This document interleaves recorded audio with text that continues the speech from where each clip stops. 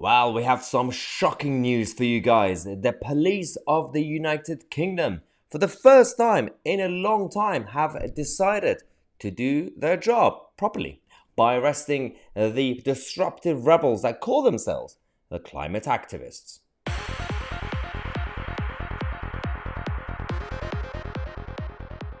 A slow clap for the police in this country. They have finally decided to get their act together for once, for about 10 minutes, and do their job properly. Stop Oil campaigners, who is this is a branch of Extinction Rebellion and all the others. Basically, they decided that their main umbrella, every time it gets tainted, the branding, they start a new one, and they go with like subcategories. You've got Insulate Britain, then you've got the Stop Oil, Just Stop Oil, whatever it's called, and they got like these orange colors like Lib Dems, and they decided to disrupt the country as usual. Every time they do these sort of things, they block roads or go out there, they glue themselves as nonsense, and they break windows. Their police just stand there and they don't do anything, and they just call their bosses and say, "What do we do?" And they say, "Are the cameras around?" Yeah. In that case, don't do it because it will give a bad image to the police. It's all about the lawyers and the PR people at the Met and all the other police forces who are just scared of bad image. And at the end of it, by not doing anything about it, they make a bit of a mess. This time, they finally did it and arrested over 20 people at once. The people who decided to disrupt the country.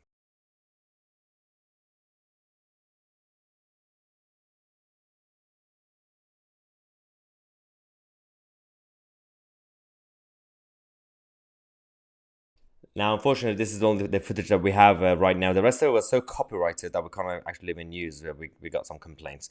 We have problems here on this channel as well. But they probably learned finally from the Italians, because there was this video that came from Italy a few weeks ago when the way the Italian police handled these so-called protesters. And because it's not really about banning protests. Protests are free. This is a free society to an extent.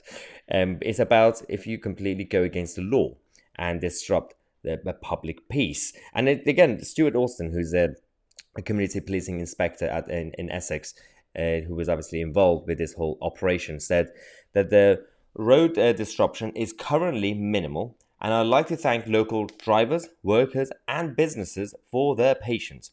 I want to be clear, policing is not anti-protest, but we must intervene when there is a risk to life or where laws are being broken. Now, I just praised these guys for doing their job. Now I'm going to stop now because there's a bigger problem going on. What about the rest of your colleagues around the country? We are seeing massive problem and the lawlessness and absolute anarchy. When you see the footage from London, Oxford Street, the looting that's going on, when you see the situation and across the country, in McDonald's in some places, that the people, all these kids and the hoodie wearing teenagers going in there, and also obviously organized crime in Liverpool, all the situations it's going on.